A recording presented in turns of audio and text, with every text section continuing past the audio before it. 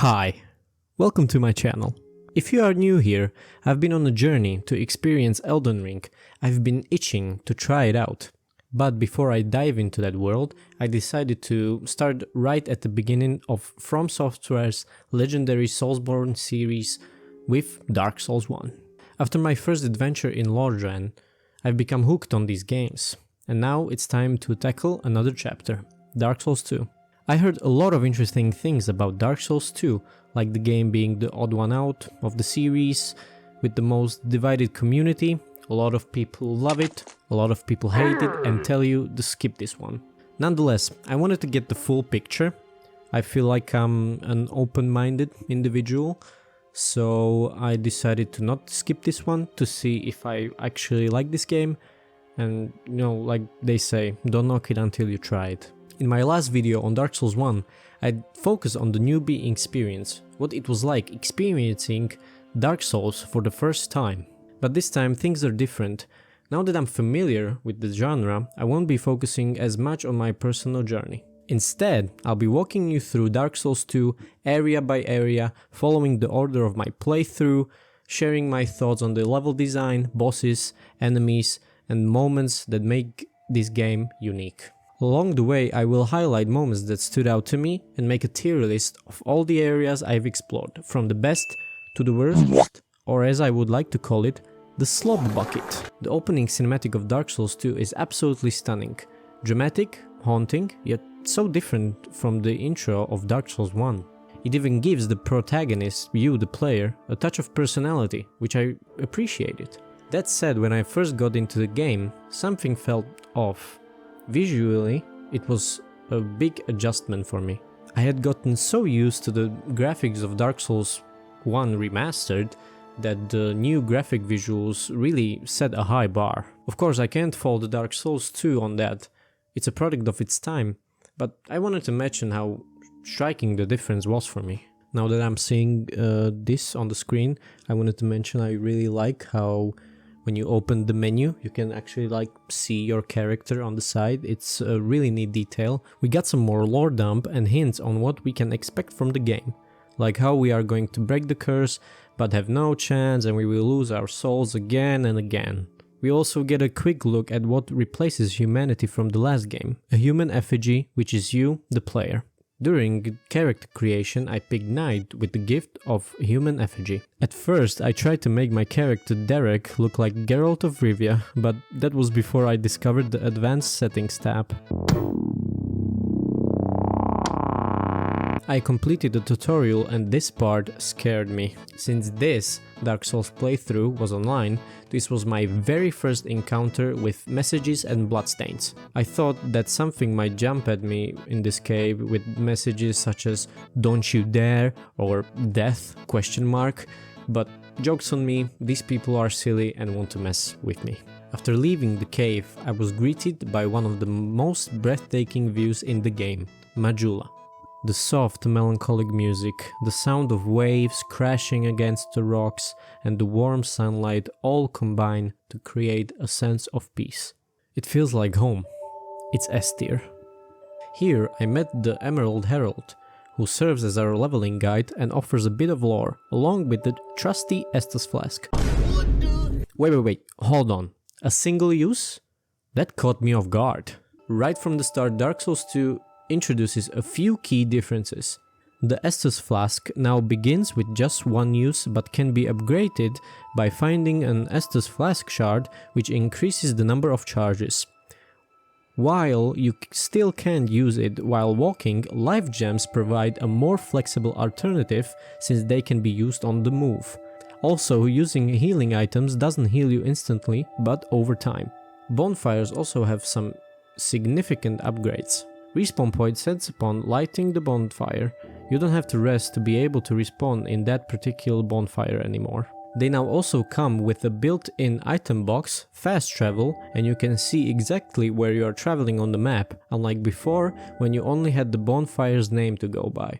The Estus changes were surprising, and I didn't like the healing over time because I never knew how much health I was going to restore. But I really appreciated the improvements of the bonfire system. Hollowing system was changed as well.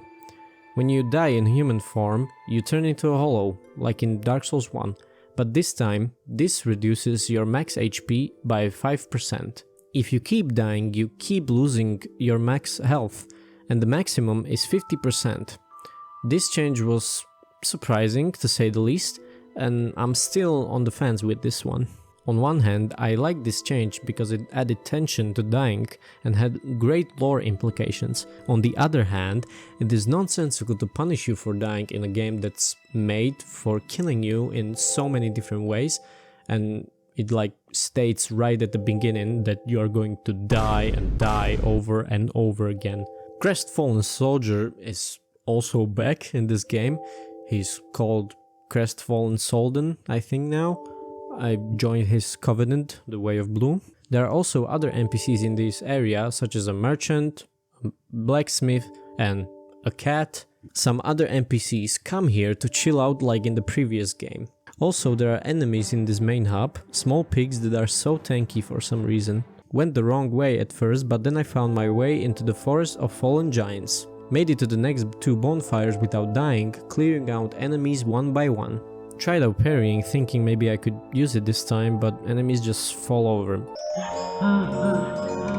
You don't stab them even after attacking. I also noticed that you are able to see the durability of your weapons in the HUD. Weapons in Dark Souls 2 deteriorate much faster than previously, so you basically have to have a backup weapon with you at all times or carry repair powder. This change was interesting, but I didn't mind it. It added variety. Equip-load was also changed drastically. Equip-load determines the distance of rolls and backsteps you do, as well as a stamina regen. There are basically only 2 types of rolls, fast and slow, with slow being over 70% equip-load. I really appreciate this change, because the equip-load felt limited in Dark Souls 1 compared to this. Combat feels a little stiff compared to Dark Souls 1, and backstab animations look weird.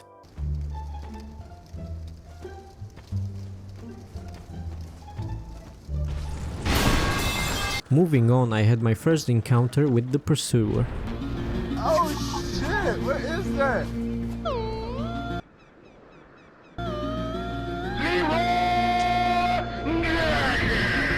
It threw me off guard, watching a big eagle carrying something or someone and dropping it in front of me. I thought it was a boss fight actually. I wanted to bait him down the ladder, but he just left. I like how you get a taste of what's to come. The first boss fight of this series,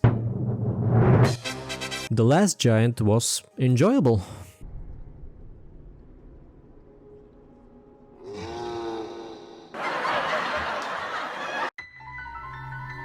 He has a pretty simple moveset to help you get the hang of fighting a boss.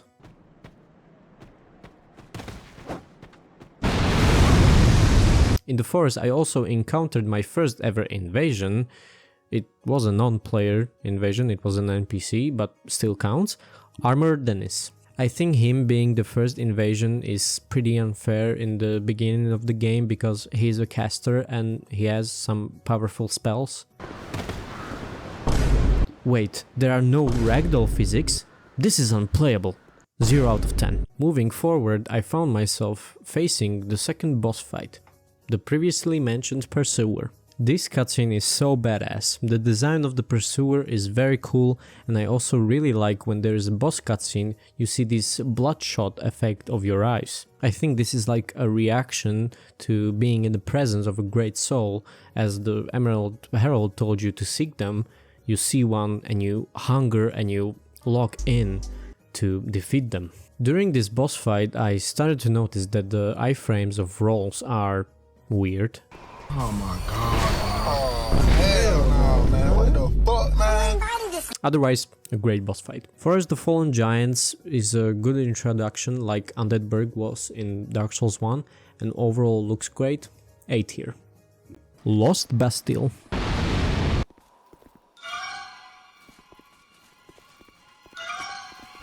Fucking hell, man.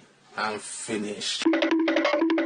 Here we can see what a lot of people criticize Dark Souls 2 for, which are gangs of enemies. I don't really remember having an issue with this. I used the environment to take care of the enemies, which didn't even take a lot of time to be honest, but that's how I approached this issue. I have to say, I thought that this was the way to progress the game, but it turns out I was doing Lost Bastille way sooner than I should have. I was underpowered, but still.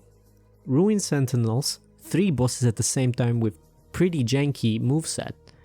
Yeah, I'm going to use summons. I noticed that there are a lot of summons for boss fights, so I'm not so opposed to using them. After all, it is a game mechanic and if they didn't want you to use them, then they wouldn't put them in the game.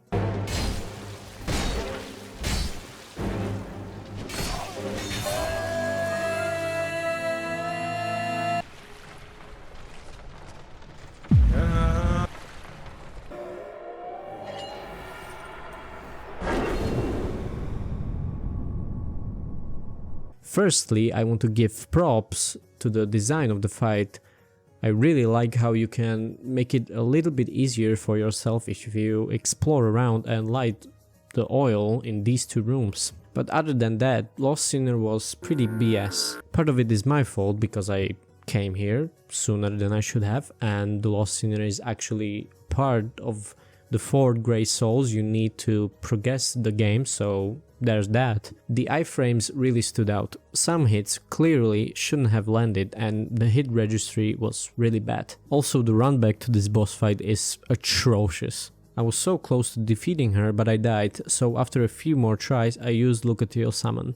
After defeating her, I came across a useful Reddit post where I found out that iframes are tied to a stat called Agility, which is leveled by adaptability and attunement. This change is unbelievably stupid. You have to pump so many levels into adaptability or attunement to get even a fraction of iframes of fast rolls from Dark Souls 1. It's ridiculous. I enjoyed my adventures in the Lost Bastille, and the area was well designed in my opinion, even for the large number of enemies. Lost Bastille B tier. B as for Bastille. Heights Tower of Flame. I accidentally summoned another player, and after seeing how he was just clearing this area and getting to a boss fog gate, I sent him home so I can experience the boss and area on my own. Dragon Rider was easy peasy, first try. Cleared the basement and moved on to the cathedral. Now Hyde Sleeping Knights were not sleeping anymore, and I have to say, these are one of the worst enemies in the entire game. What the hell is this animation? The game is broken!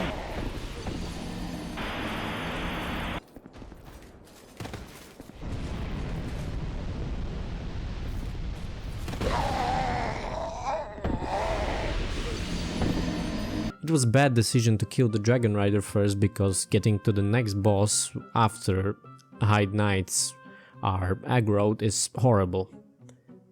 But I had a plan.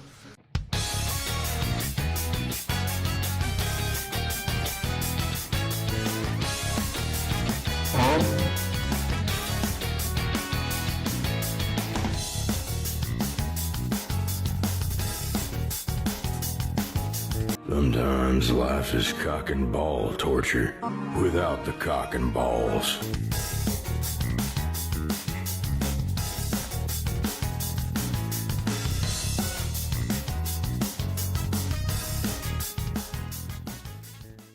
And when I finally crossed the fog gate of the cathedral, I was shocked from what I was seeing.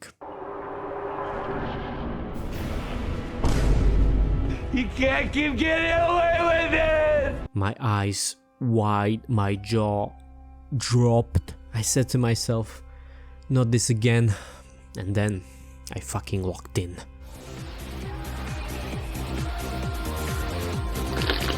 Oh no!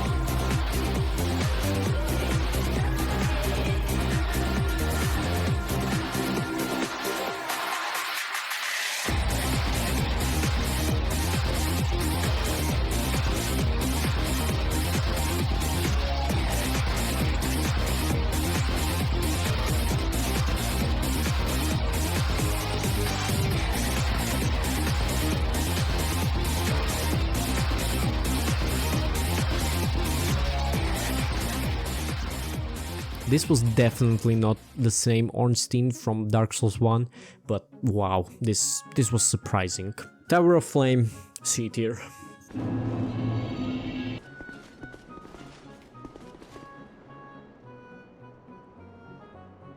I was making good progress, taking time with enemies, when I got invaded by a real player this time. It was a very quick invasion, so let me show you how it went.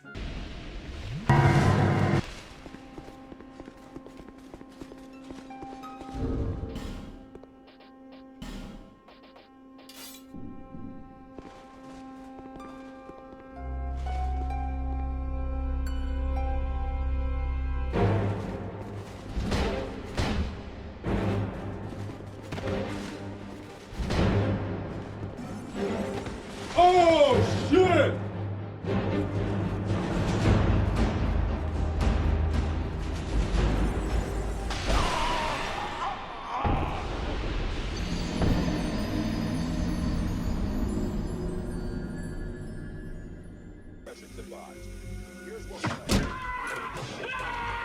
Frankly, I was pissed. I get it, I signed up for this when I was playing online, but this was awful. I was almost done with the area. These enemies were really difficult to deal with because of the horrible iframes I still had, and when I finally cleared all of them to loot the chests, I got booby-trapped. The fuck? It really made sense that one crossbow that popped into existence was suddenly able to shoot at every direction. When I made my way back, I opened the other chest and obtained the greatsword. I used this weapon very often during my whole playthrough because in my opinion the moveset is excellent and you are basically nuts from Berk.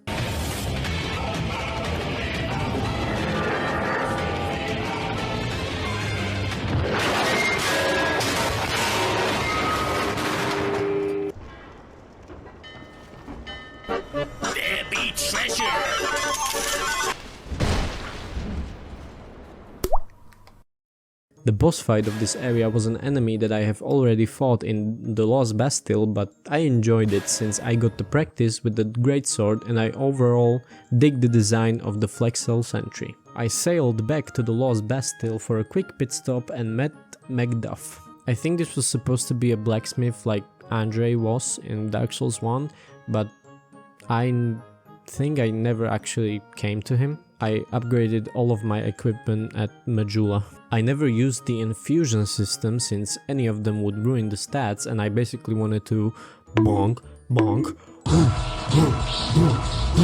everything hostile. And honestly, this dude was not as likable as Andre was.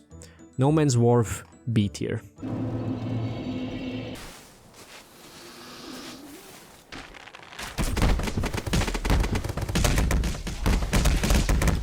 There is a really interesting holo in Huntsman Copse. It doesn't attack you or anything, it just runs around very fast. There are two NPCs that are my favorite in this game and one of them is found here, Creighton of Mira. I don't know what it is, but the way he speaks and his vengeance is really entertaining and I overall love his storyline in this game.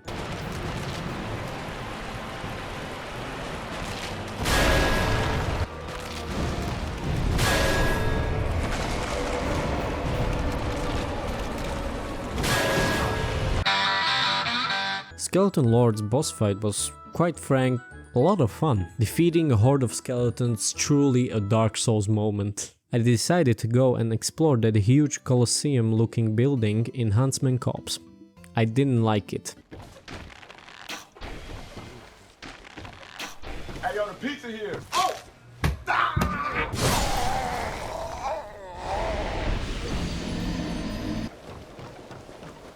What in oblivion is that?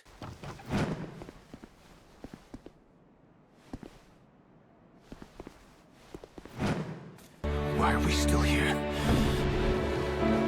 Just to suffer? In this instance, it was because of the locking on. I fucking despise the locking on mechanic in this game sometimes. It rarely works on long or medium distances, and when it doesn't work, the camera spins more than a found footage horror movie. Peter. The horse is here.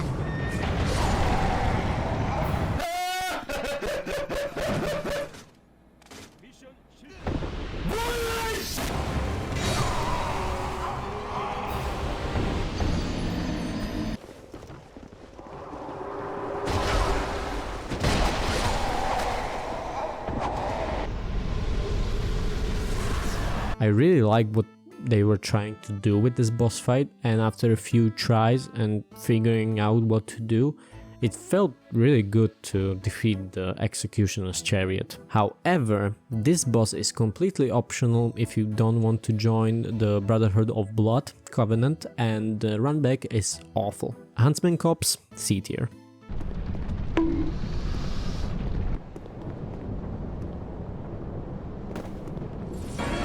It's a trap!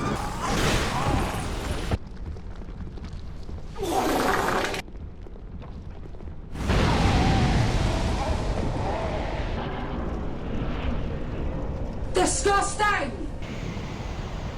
I don't like Harvest Volley and Earthling Keep. There's so much poison gas or urns and so many difficult enemies like these masked mannequins. This area is really toxic. Oh, brother, this guy stinks! I think now is the right time to mention an issue I have with Dark Souls 2. It has too many bosses in my opinion. Dark Souls 1 has 25 bosses, DLC included. Dark Souls 2 has 41 bosses, DLCs included. As I was progressing through the game slowly over time, bosses started to feel like chores instead of spectacular showdowns. With so many bosses, it is hard to make the experience unique like in Dark Souls 1. It especially makes the experience less unique when you turn a boss into a mini-boss or reuse the same boss. Maybe this is like a weird bias where you like the first thing you tried the most, which in my case it's Dark Souls 1, but I think the bosses in Dark Souls 1 were done really well in most cases. What the fuck is this piece of shit? I do appreciate how they experimented with some of the boss's abilities and environments though. Anyway, Harvest Volley and Earthen Peak D tier. The elevator from Earthen Peak to Iron Keep doesn't make a lot of sense, right? I know it's used for loading the Iron Keep area, but it's funny. Speaking of Iron Keep... oh boy, if I don't like Harvest Volley or Earthen Peak, then I fucking hate Iron Keep. This place is flippin' mental. Mainly because of the enemies this area has to offer, and the level design is not that good most of the time.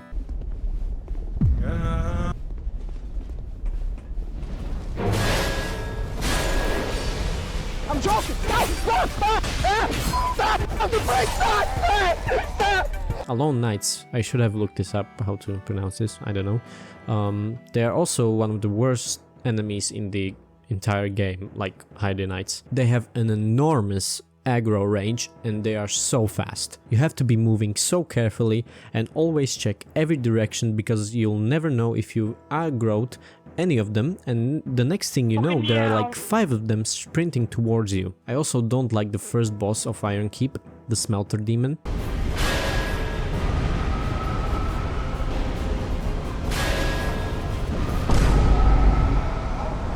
What? It seemed to me that his attack patterns are inconsistent, either slow or fast, and I generally had problems learning dodging. The run bag is bad since you have to face several Alone Knights before getting to the demon, and also the blast attack doesn't make any goddamn sense in my opinion. There's also one more reason why I don't like this boss, but I'll explain it later in the video. Anyway, I decided to take a little detour before continuing any further into the Iron Keep. Grave of Saints.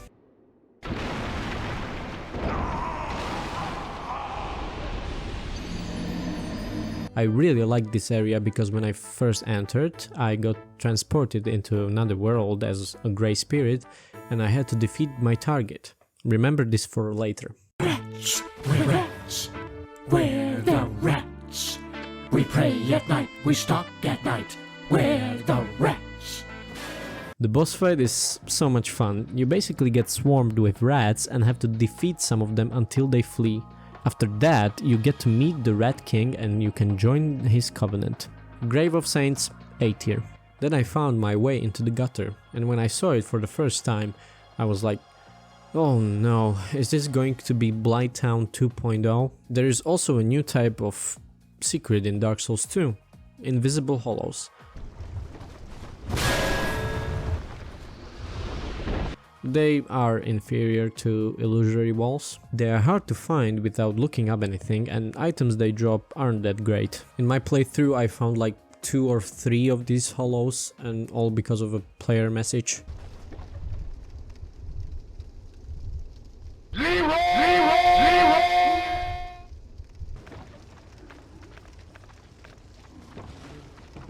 Hello there. Hello there. Hello there. Hello there.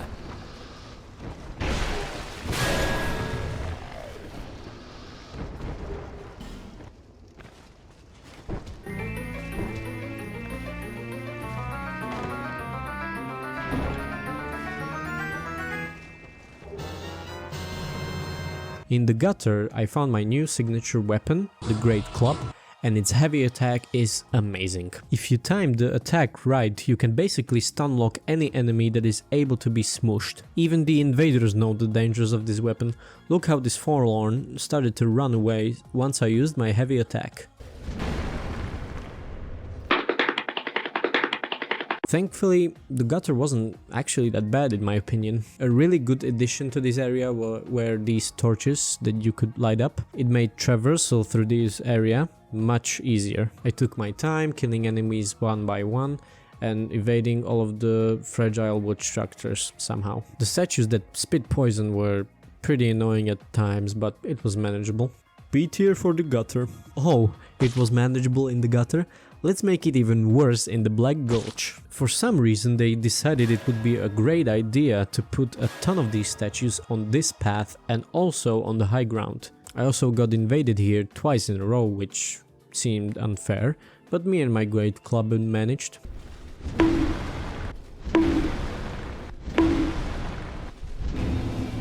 I accidentally rolled off this edge and stumbled upon this hidden area, and it was actually pretty terrifying going there for the first time.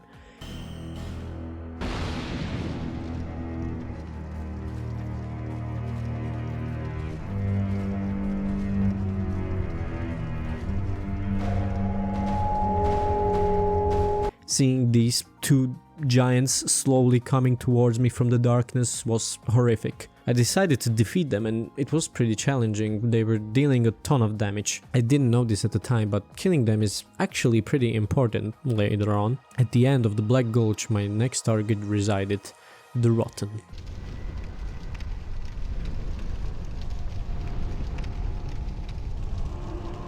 Give it to me! Give it to me! Give it to me! Give it!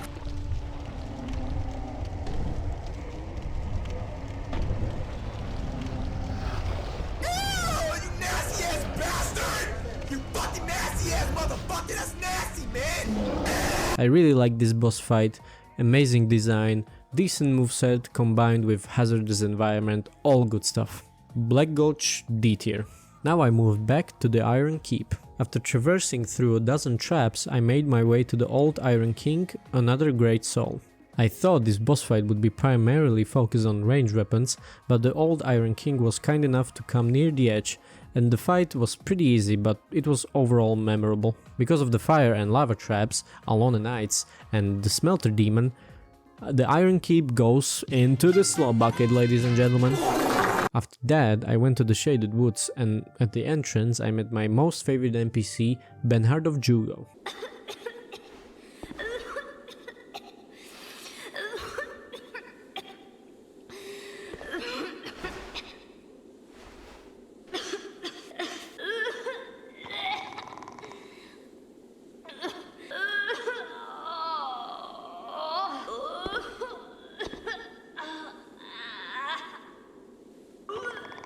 In here you can find the Hollow Falconers, which are terrible. Look how they move.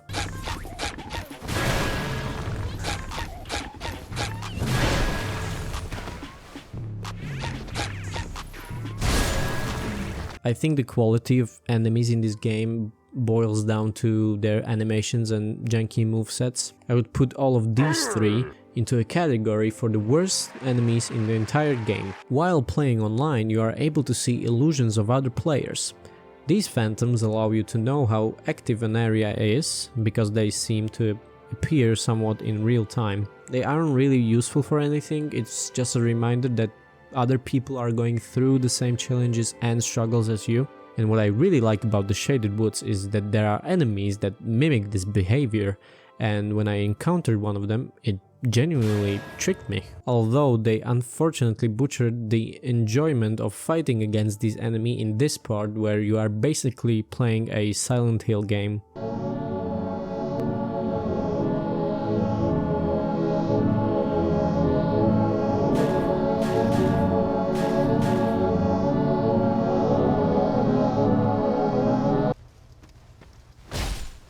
Sometimes life is cock and ball torture. In this part of the area they are basically invisible, which is just unfair and a bad game design. I didn't even bother exploring it fully because screw that. Later on you are introduced to a new environmental hazard, curse urns. Whenever you are near them you build up curse, and I was really scared around them first because when you got cursed in Dark Souls 1 you died instantly. That's thankfully not the case in Dark Souls 2. When you get cursed you turn back to being a hollow. This was a nice twist to the area.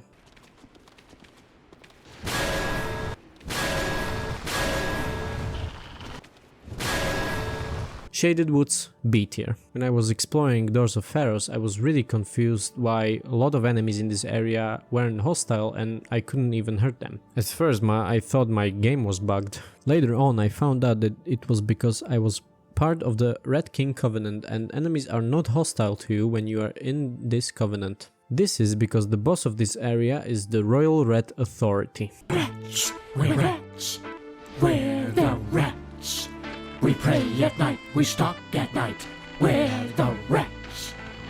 I'm the giant rat that makes all of the rules. Let's see what kind of trouble we can get ourselves into. Unlike the earlier red-like boss fight, this one was hard. There are 4 normal rats that you have to quickly kill to have some breathing room for the boss itself, and its moveset is really difficult to dodge, but after a few tries I got the timing right and enjoyed the fight.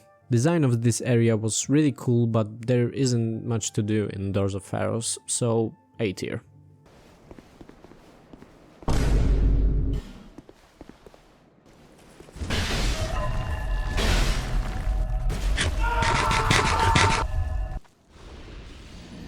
There are fewer chest mimics than in Dark Souls 1, but they are more dangerous if you are not careful. I was paranoid by every single chest I was going to open.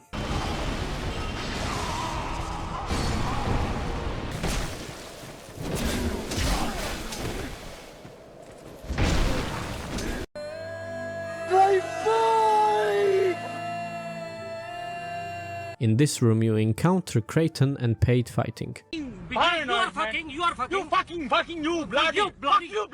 I didn't mention Pate in this video, but he's basically a discounted patches from Dark Souls 1 in my opinion. I sided with Kraton because I liked him more and we killed that tricky bastard. Although as a thank you he gives you a key to his stash and one of the chests is booby trapped, and when it explodes this voice line plays. It does leave a bad taste in the mouth, but after that you don't encounter him anymore. There are also zip lines in this game. I found them in only 2 areas and they aren't that useful, so I'm just throwing this out there.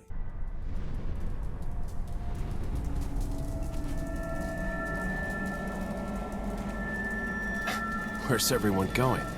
Bingo?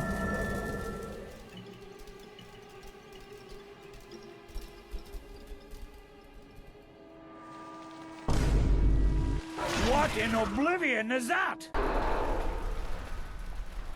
The Duke's Dear Freya is one of my favorite boss fights in the entire game in terms of combat and design. She is a 2-headed spider and the heads are the only vulnerable part of her exoskeleton, and she looks amazing.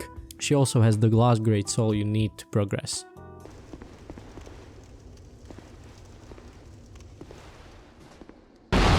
What is that? Oh shit, what is that? This, ladies and gentlemen, is Aldia, Scholar of the First Sin. Oh my god! He said the name of the game! He said the name of the game! He talks about lore and you can fight him later. Brightstone Cove, A tier.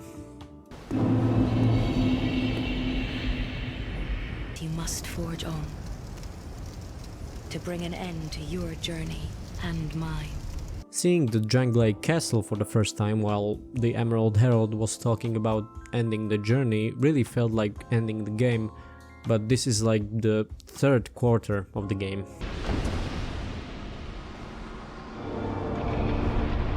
Oh my god, bro. Oh hell no, man. What the fuck? I don't know why they decided to put Ruin Sentinels into every single room except one in this part. They are such a pain in the ass to fight.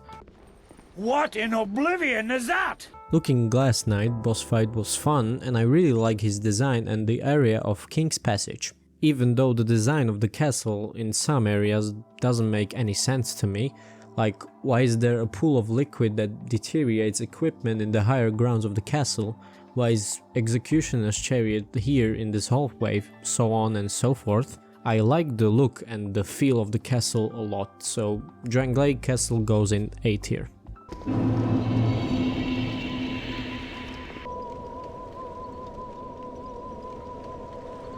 I had another non-NPC invasion here by Davy Jones.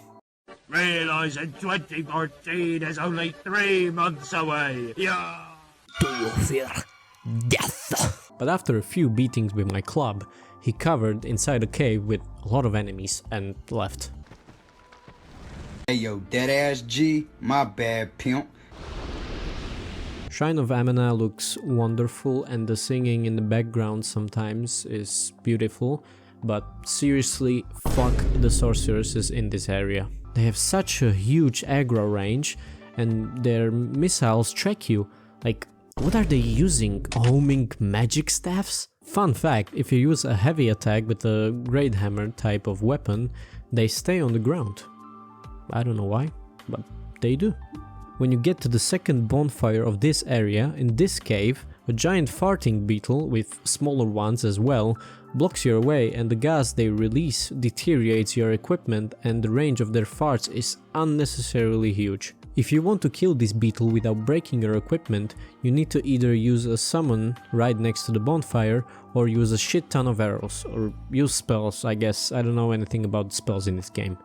I don't understand why they made the equipment way more vulnerable while introducing so many ways to deteriorate said equipment. Implementing both things at the same time is incredibly frustrating.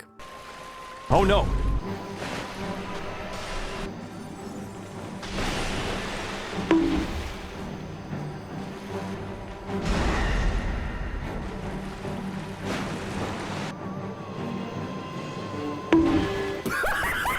I liked how you could only attack the head when exposed during the Demon of Song boss fight. Shrine of Amena, C tier. In the Undead Crypt, I was invaded by another player, and this was a weird interaction. This dude pointed me to this NPC, so I just talked to the NPC while this invader was attacked by my summon and just gave up. Wanna see me fall? Stephen Curry, how I ball. Gosha garments and a white 3 on my body. The fuck?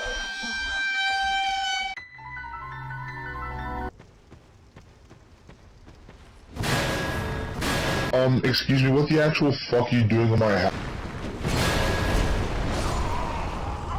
Undead Crypt is really annoying to go through. You have to traverse through these areas with dirt, boulders, bells and tombstones.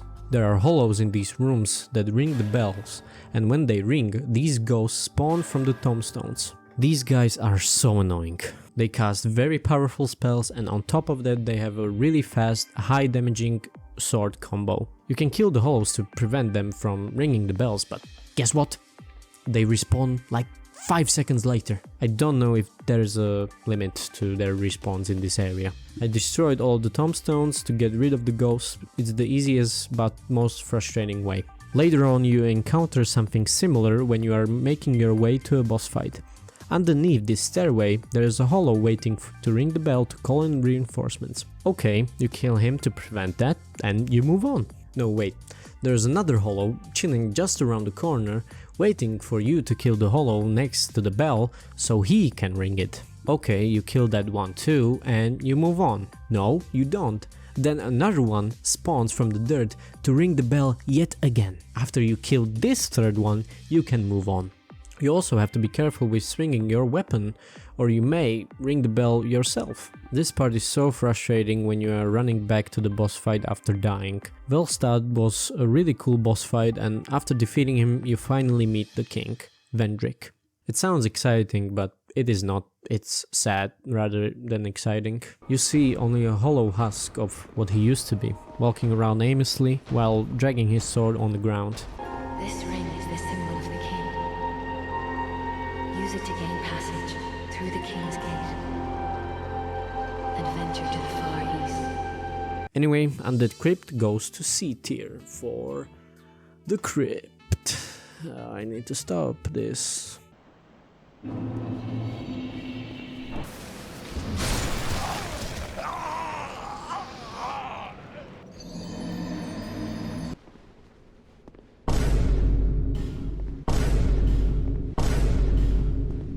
If you are wondering why they put down so many messages of this type, pulling this lever releases this sorcerer, and then he invades you multiple times throughout the game, seemingly in the most inappropriate times. I listened to the warnings and I didn't pull the lever. There's also more about this sorcerer that I won't get into because frankly I don't care. My house! My God! Help me! Damn, boy! Damn, boy! He's thick!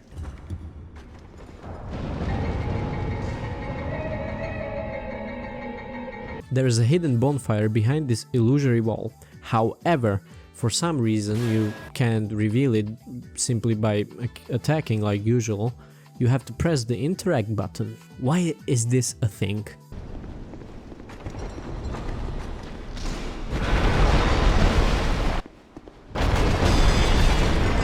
Aldia's Keep goes in C tier. I really like the Dragon Aerie. The traversal can be a bit confusing, but the design is so cool, like a dragon nesting ground high up in the sky. Hell yeah. Also, I decided not to kill any dragons or destroy any eggs because they were just chilling there, probably having the best nap of their lives, and I'm not a loot goblin. I don't need every single item or crystal lizard. S tier.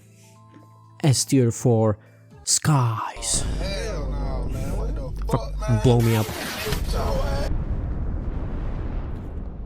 Talking about spiffy. You know you bad. Dragon Aerie and Shrine are really short areas if you play them in a certain way. The shrine also reminded me of Anor Londo, walking up these stairs, seeing the architecture. Another S tier. Just to be clear, I'm not putting these areas as S tier for them being simple or not challenging. I just really like them personally. My next objective was the Memories of the Ancients. These memories serve as a backstory and contain souls of giants. You need these souls to put Vendrick out of his misery easier. Based on how many you have, each will reduce Vendrick's damage reduction effect by half. If you've seen my previous Dark Souls video, you know I love me some time traveling. These memories are basically in the Forest of Fallen Giants, but in the past, so they belong in S tier. At the time I thought I couldn't kill Vendrick because I hit him a couple of times and he didn't react, so I went to finish the game. Yes, this is the finish line of the base game. The Throne of Want. At the start we learned that the Emerald Herald is actually called Shenalot. Then after a walk we come to the throne and its Watcher and Defender. If I were to compare the final boss fight of Dark Souls 1 to this, I would say that this was a little bit of a letdown. I summoned Benhard for the Watcher and Defender because I couldn't be bothered. He died in that fight anyway. Nashandra was really cool but kind of boring. She had only a few moves and they were very easy to dodge even for the first time. I beat her on my second try. I mean, Gwyn was not difficult compared to the other bosses, but there was the timing of parrying his attacks and he had an interesting moveset. Nashandra, on the other hand, puts down some curse urns around her, shoots a laser out of her hand and sometimes swings her scythe for the hell of it. Because I didn't kill Vendrick yet, I didn't get to fight Aldia, Scholar of the First Sin. And also, you're supposed to fight 3 boss fights in a row? Like, what? It's like what I said before about bosses being chores. They make the final stretch a one big chore to finish. Thankfully, if you kill one boss and die to another, you keep the progress.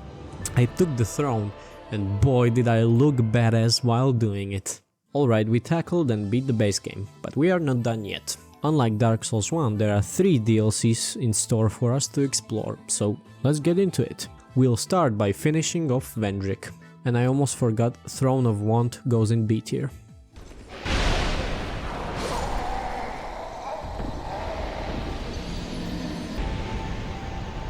The first DLC that we'll be exploring is the Crown of the Sunken King.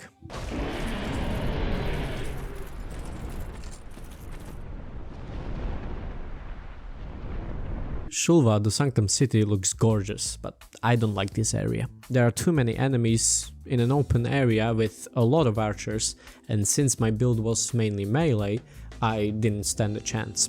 The enemies here eat up the durability of weapons like crazy for some reason. Archers are around every corner and killing them with a bow in my case took ages, and also these poison statues can suddenly move and are invulnerable, so I decided to just run to the next area. Shulva goes in D tier.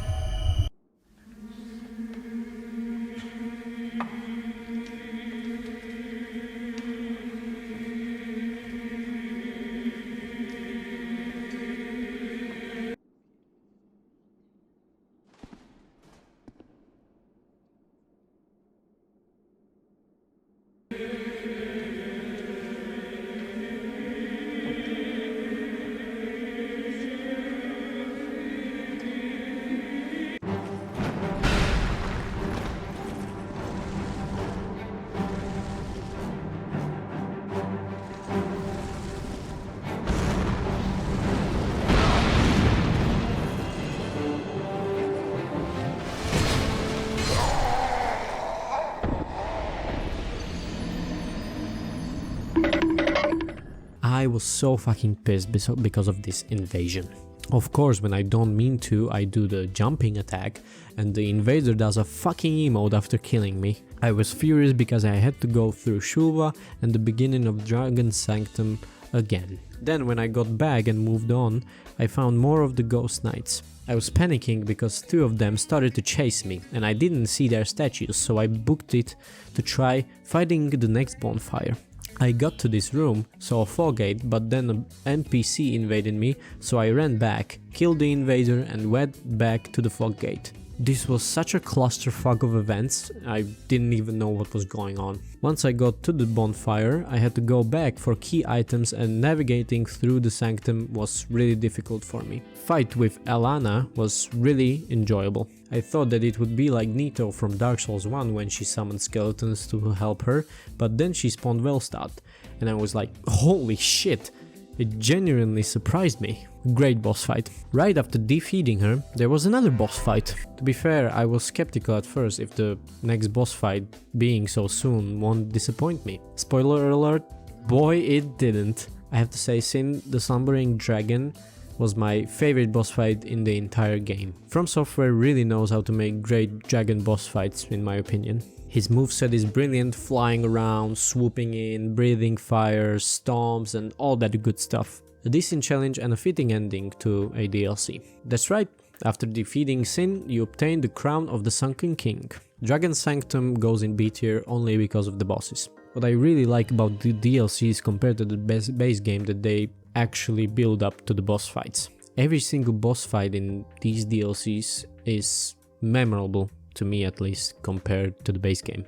The second DLC that we'll be exploring is the Crown of the Old Iron King. Don't you feel silly? Don't you feel stupid?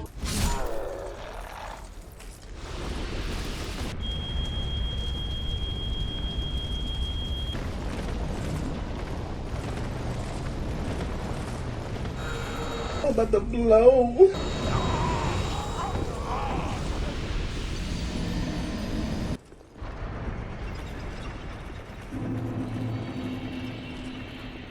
Jeez, I have mixed feelings about this DLC. Okay, let's start off with Broom Tower. Really cool level design, but fuck this room with the cursed Ashen Idol in particular. With pretty decent enemies, I don't like the sorceresses and possessed armors. They had weird attacks. Iron Passage. Oh my god, I can't wait to talk about the Iron Passage. I fucking hate this place. I went into this area as a confident little boy and came back as a tortured man with severe PTSD. Seriously, this area altered my brain chemistry. This is also the reason why I'm sitting for this video and not standing like in my previous one, because I think if I would be standing and talking about the Iron Passage, I think I would have a stroke or something. First of all, I didn't know that this area was optional, and second of all, I didn't know that this area was intended for co-op. I didn't search any of this at the time. I wish I did, for my own sanity. I went in there like, nah, I don't need summons for this.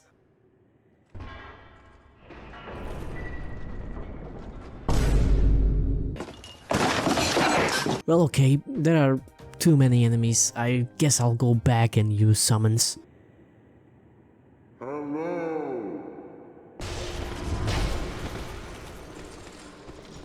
Why am I and my rolls so slow? Oh, it's because of these shitty wizards on the high ground and their fucking spells. Okay, I finally managed to get to the boss after a few tries. Hope this will be worth it.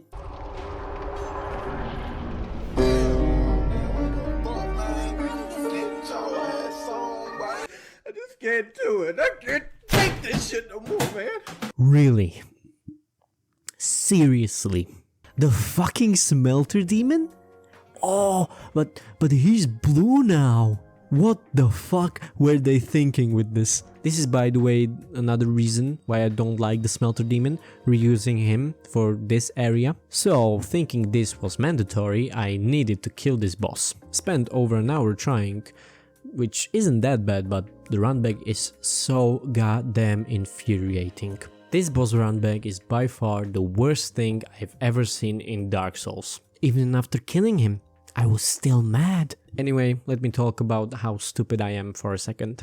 This is the part where I found out you can actually wear 4 rings at once. I went through the whole game with only 2 this whole time. I have no idea how I never noticed the 2 additional slots, and I thought you could only wear 2, like in Dark Souls 1. Oh, you know, I wanted a challenge, I'm a professional gamer.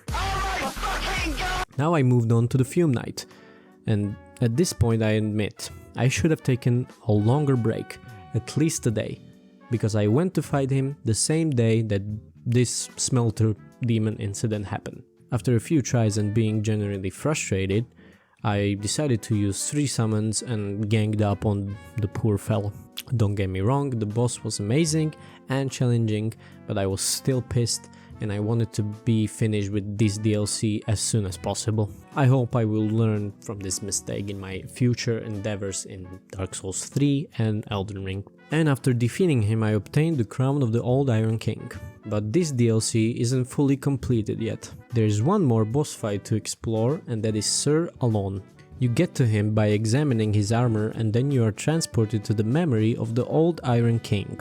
This and the Iron Passage are the worst areas in the whole game. This area is filled with Alon Knights and Fire Salamanders. At first I defeated every enemy to get to Sir Alon, which took me like 6 minutes, and imagine doing that every time you try to get to him. My later attempts I just ran past with a little bit of luck. Otherwise Sir Alon is really enjoyable and challenging fight. It took some time to learn his moveset and changing my gear, but this was an amazing boss fight. It is a shame that it is ruined by that god-awful runback. Broom Tower goes in A tier, Iron Passage and Memory of the Old Iron King go in the slop bucket. With Sir Alon defeated, the DLC is completed, and now we move over to the last DLC that Dark Souls 2 has to offer, the Crown of the Ivory King.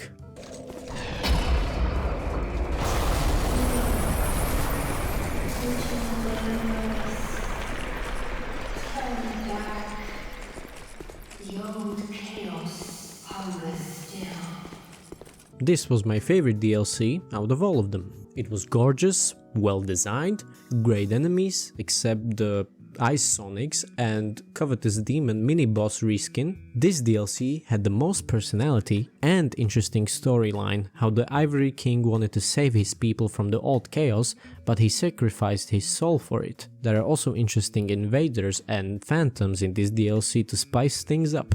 This white phantom looks like he's friendly, but he actually baits you into the Covetous Demon lair if you follow him.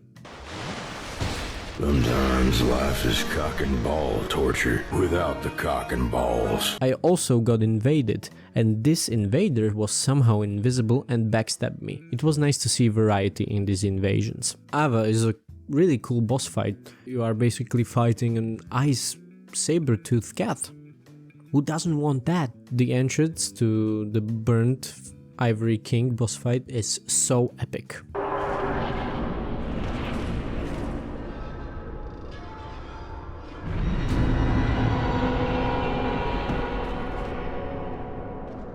At first I didn't understand the mechanics of this fight, why there are portals that keep spawning these corrupted knights, and why did my only knight closed one of them. Then I looked up that you can free the Elaeum knights around the map and they will help you close the portals and fight. I really liked this mechanic. Exploring Elaeum Lois once again after it was unfrozen was quite enjoyable.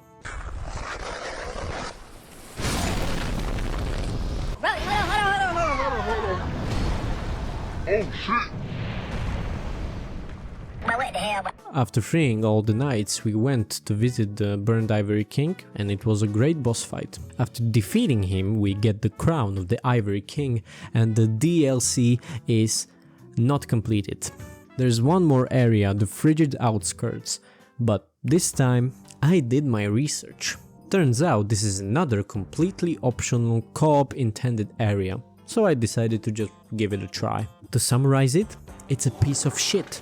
Most of the time you don't see anything because there's a snowstorm every few minutes, so you have to move forward blindly. Along the way these horses spawn that run you over, shoot lightning at you and your companions. They are very tanky and they somehow fly as well. I never even got to the boss fight in the first place because of them. Now that I knew this area was optional, I decided to skip this one and keep my sanity somewhat intact this time around. Frozen Elaeum Lois and Old Chaos go in S tier, and the Frigid Outskirts goes in the slop bucket. And thus, the last DLC, the Crown of the Ivory King, is completed. There was one more thing I wanted to try out before making this video, and that was an invasion. First, I tried the Red Covenant. If you are in this covenant and wear the ring Crest of the Rat, while in the Grave of Saints or in Doors of Pharos, there is a chance a random player will be transported from their world to yours as a trespasser, like what happened in my playthrough, although I think that was scripted. Your goal is to defeat them and protect the boss. Immediately upon putting on this ring, I summoned someone. I started to set up traps around the area to gain advantage, and then this happened. I'm fast as fuck, boy. Still fast as fuck, boy.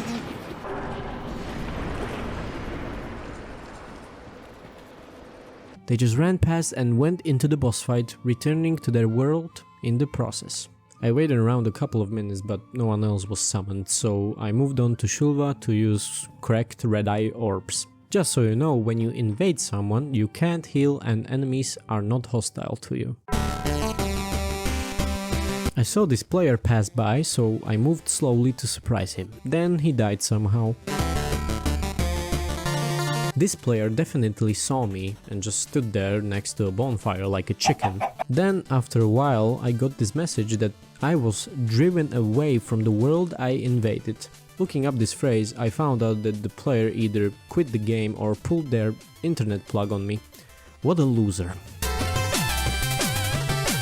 I spawned in and immediately saw the player. I spawned in a pretty good hiding place, so I decided to wait and see if this player comes to the bridge. He was moving very slowly, so I changed my position to get closer. He got in this room and the ground started to shake, so now it was time to engage.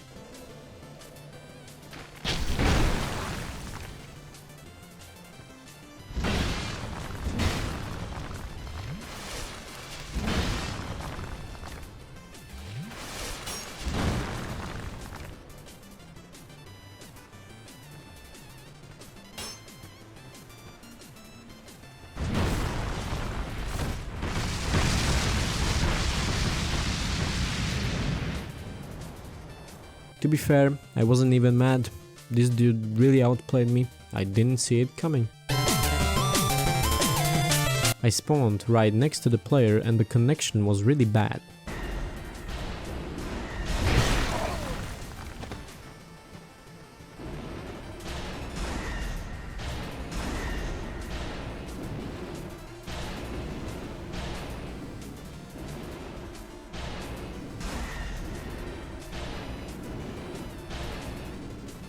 I thought I was done for, but I somehow survived and even killed him. Even worse connection than last time, and I was defeated.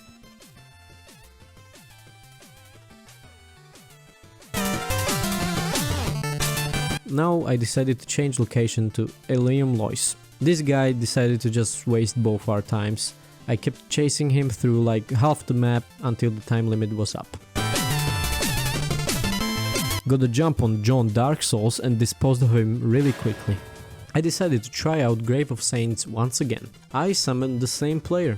I don't understand why he was still here, because like 50 minutes have passed since I tried Grave of Saints. Knowing that it's the same player, I decided to wait next to the bridge he came from last time. For a moment I didn't look and he started to sprint towards the fog gate again. I caught up to him at the gate, but I missed my attack unfortunately. And that's all from my invading adventures. It was really disappointing seeing most of the players I invaded were cowards. When I got invaded, I was thinking how to defeat them, not how to run away and make them chase me. I was definitely angry when I got killed by invaders, but it is a feature of this series after all, so it's best to just face it in my opinion. And there we have it, my experience of playing Dark Souls 2. This entry had many ups and downs, but overall I can say I enjoyed exploring the land of Drangleic. While it didn't leave the same lasting impression as its predecessor Dark Souls 1, it offered me a fresh perspective on the Soulsborne formula. It showed me how ambitious and experimental Dark Souls 2 is, even if it didn't always hit the mark. Exploring Drangleic was an adventure unlike any other. There were moments of awe, frustration, and genuine surprise that I won't forget anytime soon. While some aspects of the game felt rough or uneven, I found myself appreciating its unique take on the Souls experience. The game's willingness to try new things, even if they weren't always successful, gave it a charm all its own. At the end, I'm glad I didn't skip this one. Experiencing the full picture, even the parts that weren't always enjoyable, helped me better understand what makes this series so special. And now, with Dark Souls 2 behind me, I'm even more excited to dive into Dark Souls 3 and see where the journey leads next. And if you were to ask me to replay Dark Souls 2, I would probably say no, and replay Dark Souls 1 instead. With all of that said, thank you for joining me on this adventure. I hope you enjoyed the video. If you did, comment, smash that like button, and subscribe if you'd like to see me yap about more stuff. Thanks for watching, and I will see you in the next one, Chosen Undead. Cheers!